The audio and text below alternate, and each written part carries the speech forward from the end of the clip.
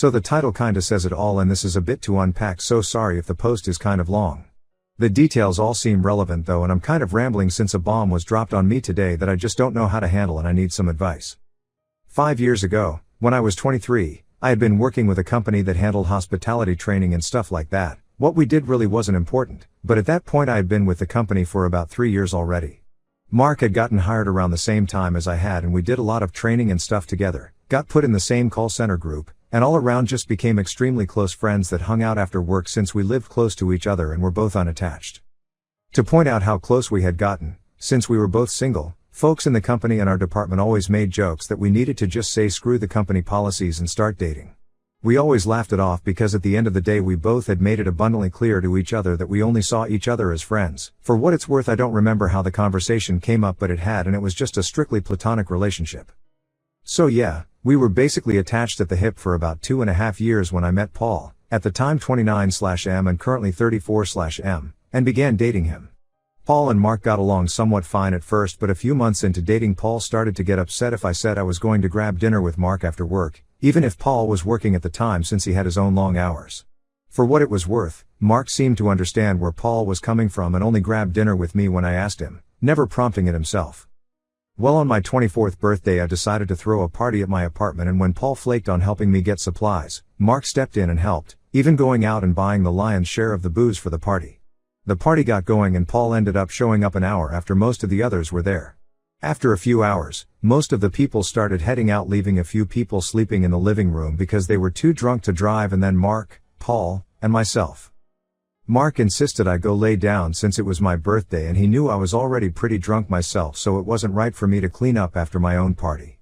So I said good night to everyone and Paul helped me back to the room. Like I said, I was pretty drunk, and while I remember the night, I also remember being very off my normal composure. He put me in bed on my side facing the wall and then left, and I pretty quickly dozed off.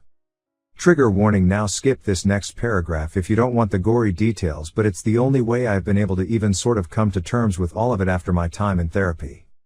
The next thing I remember is loud music blaring in the room and feeling completely bound.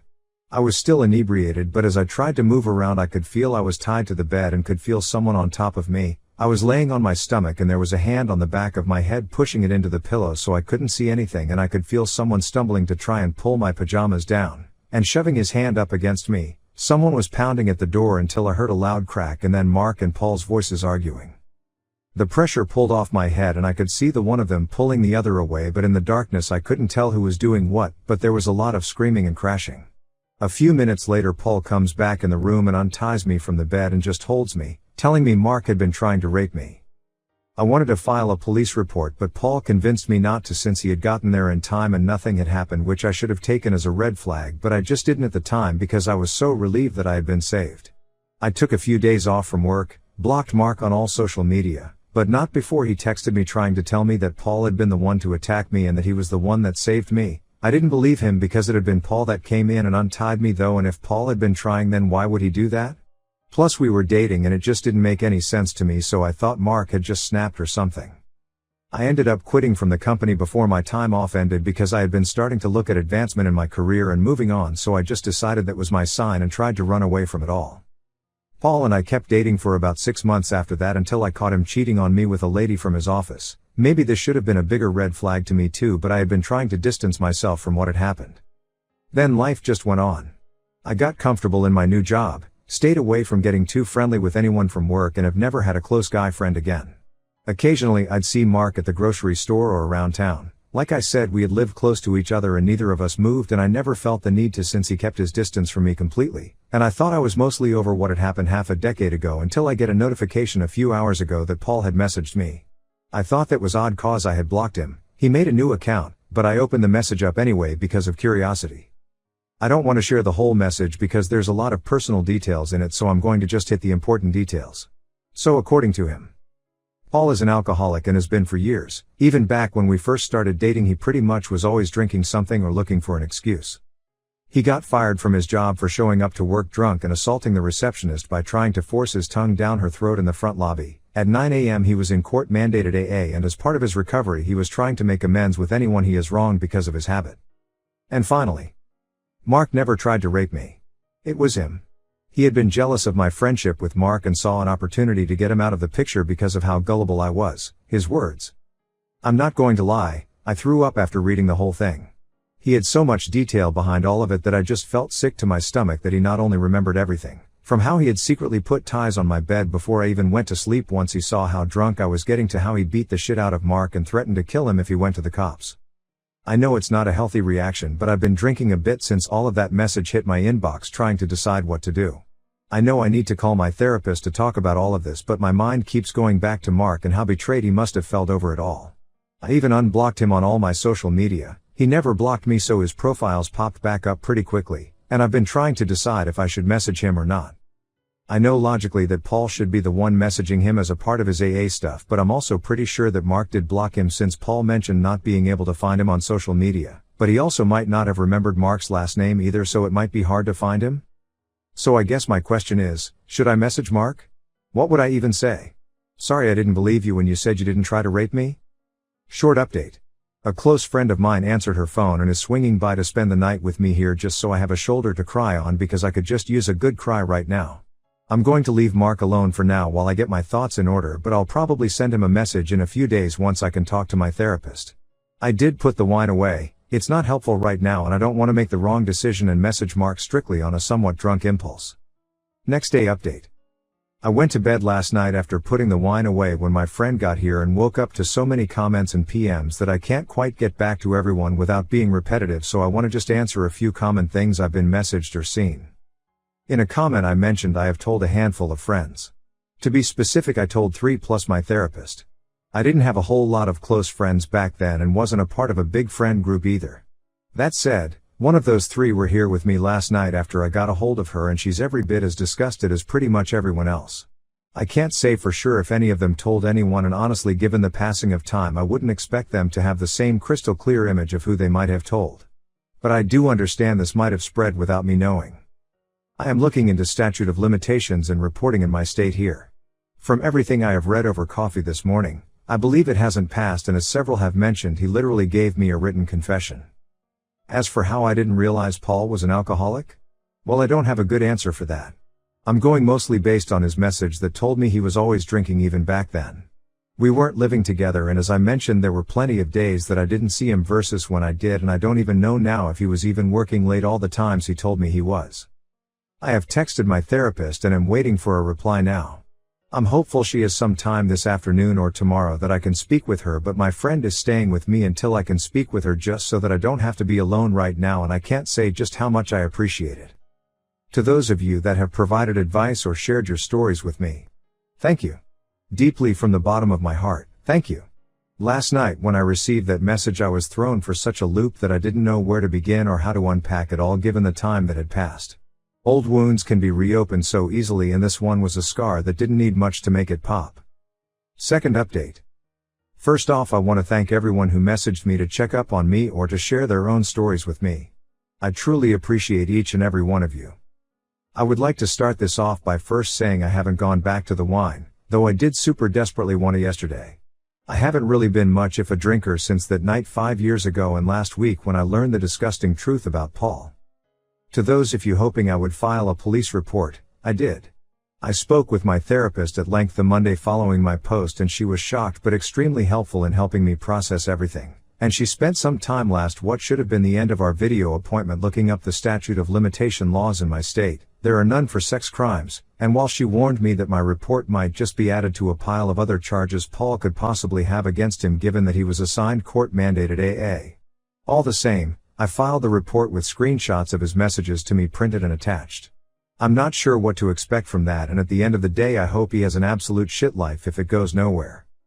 Now, as for Mark. My therapist was insistent that I at the very least write him something, whether it be a letter to mail him or a message on Facebook. He never reached out to me after I unblocked him, but given what I thought of him, I think it's understandable. She, like many of you, pointed out that while he knew he was innocent, the thought of someone believing him capable of something monstrous like that could have weighed on him for all this time, and even if his reception of my message wasn't ideal, he deserved at least the closure that this new turn of events could provide. I took a few days writing and rewriting a message in Notepad. I didn't want to accidentally hit send before I had the wording right, and each time I sat down to write it I felt like I came up short even though the message just got longer and longer. Again, I didn't think just saying, "Oh, guess what, I learned Paul is an absolute psychopath last week, surprise," would have been super appropriate either, but I wanted to find the right balance. Here's the message I ended up sending him. "Hi Mark, so this is a bit out of the blue and I really don't know how to start this, so I'm just going to put it out there. I'm sorry for not listening to you. Paul messaged me last week and revealed everything and I'm just sorry. This isn't easy to write and you deserve so much more than just an apology so long after the fact. There's no excuse for me not giving you the benefit of the doubt other than I let myself be stupidly gaslighted by a psychopathic maniac." This is the message he sent me. It even confesses to an assault on you in the event that you'd like to press charges against him, as I have already filed a police report for what he did to me. If you would like to talk about any of this at all, my inbox is open. If you want to tell me to fuck off, well, I guess I understand that too. I'm not sure what I expect really, because this has ripped open a wound I had been trying to heal, and I'm sure this might cause you some distress, but I felt you at the very least deserve to know. I know I probably could have said more, but any time I kept trying to write I felt like it was just me making excuses.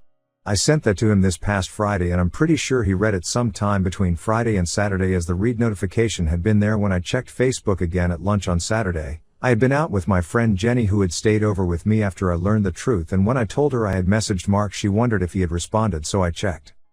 Last night at about 6 p.m. my phone dinged, and while I thought it might have been a text from Jenny or maybe my mom, I don't really text or talk to a lot of people, I actually found that Mark had sent me a reply. "I wish you would have listened to me back then, but I'm glad you know the truth." I thought that was all he was going to send me when the 3 dots kept going across the bottom of my screen. He was still typing when he sent me pictures as well. They were graphic, and Paul's assertion that he had beat the shit out of Mark did in fact also come with documented proof from him in the form of pictures. Mark went on to explain that he filed an assault report the next day after my birthday, but that the police had warned him against accusing Paul of sexually assaulting me given the turn of events and my "don't speak to me again" text I sent him when he tried to explain himself. Nothing had ever come of his police report and he wasn't even sure why, neither am I, but he intended to follow up once more today. Mark is still very much the kind person I remember him being, and while I was bracing for him to hold a grudge against me, he instead just expressed his happiness that I finally knew the truth. We exchanged small talk through chat for a little while, but it was nowhere near the conversations we used to have. Mark is actually engaged to a girl he has been dating for about 2 years now. He had apparently never brought any of this up to her until she saw my name flash in his screen with the notification and asked who I was. While some of you expressed concern that my friends had smeared his name, he apparently never heard anything of it. He actually still works for the same company we had both been at, just now in a copywriting role for the marketing team, so at the very least the lack of a police report for me or making a scene at work worked out in his favor there. I asked if we could keep in touch, even if only with small talk, and he said that he thought that would be okay, though he was a lot busier than he was back then between work and planning his wedding.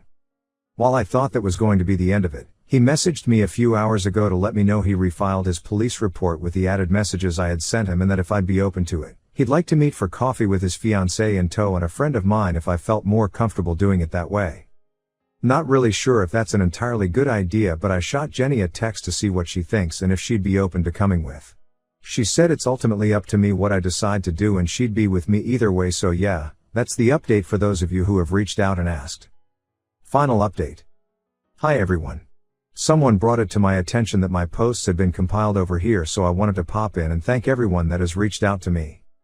Mark and I are planning to meet for coffee here this weekend with some added supervision. I think his fiancée is curious of my intentions, which is fair. I have both apologized to him at this point, but also, as many of you pointed out, he deserved a giant thank you too.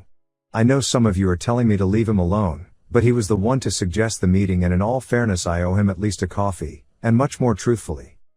Words cannot stress how forgiving he has been over what has transpired, and though I'm trying not to blame myself for believing the psychopath, it's not as easy as just letting it go. I knew making my post some would blame me, that's just Reddit, but being able to put this out there has allowed me a sense of relief in some ways that just talking with my therapist didn't fully accomplish. Police reports have been filed against Paul and I do hope something comes from it. I know he's in AA and some have messaged me saying I'm a monster for airing this out when he's trying to better himself. Seriously, I got at least 5 DMs to that tune, but fuck that. The shit he did to me does not get absolved just because he fessed up 5 years after the fact. Final update. I haven't opened this throwaway account in close to a year and a half and honestly never expected to come back to it after I aired out learning about the gaslighting monster that had attacked my over half a decade ago. For anyone who wants more details, my profile has the posts logged and I'm really not trying to reshare and rehash it as I have gotten more than enough of that out of my therapy appointments. The reason I'm posting is primarily out of joy. My attacker, Paul, had a slew of other court dates already when I had filed my case against him, and I had started to lose hope that anything was going to happen since I was reporting an incident from over 5 years ago, but the court system in my state was stupidly overbooked and I just had to wait for things to take their natural course. Over the last few months I started to get follow-up calls from an investigator that was apparently going over the details of Paul's case. He was already facing some time in prison over a different assault charge, his time in AA had proven not to be effective even with trying to make amends, and the prosecutor was looking to add my report of sexual assault to an overall criminal case against him, but it would require me to submit either a document to be provided as testimony, or to act as an in-person witness. Though I had received Paul's message, I hadn't interacted or seen him in person for well over 4 years, and my therapist suggested I might get some closure over testifying against him in court. This finally happened last week. It was hard, and I won't lie. I cried while I was on the stand, but it felt good. The years hadn't been kind to Paul, and while he certainly looked remorseful sitting in the courtroom, I could give two fucks about how this was going to affect him. I left after that and found out just this morning that between his various cases he's going to prison. I'm not sure how long, but I also know he is being added to the sex offender database, which is another win as far as I'm concerned. Other than that, life has been going pretty well. I've decided to throw myself into some new hobbies, another suggestion by my therapist, and have overall tried to just become the best version of myself as possible.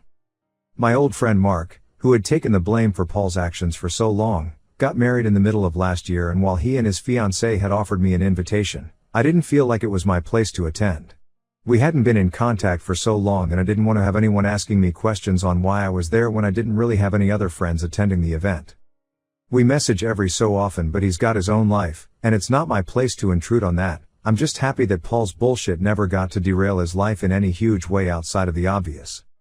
I'll probably never have reason to log back onto this account again, and really only did it today because I was just so overjoyed in hearing the results that it reminded me I had vented to you all so long ago now. To everyone who has reached out to check in on me, thank you. I appreciate each and every one of you.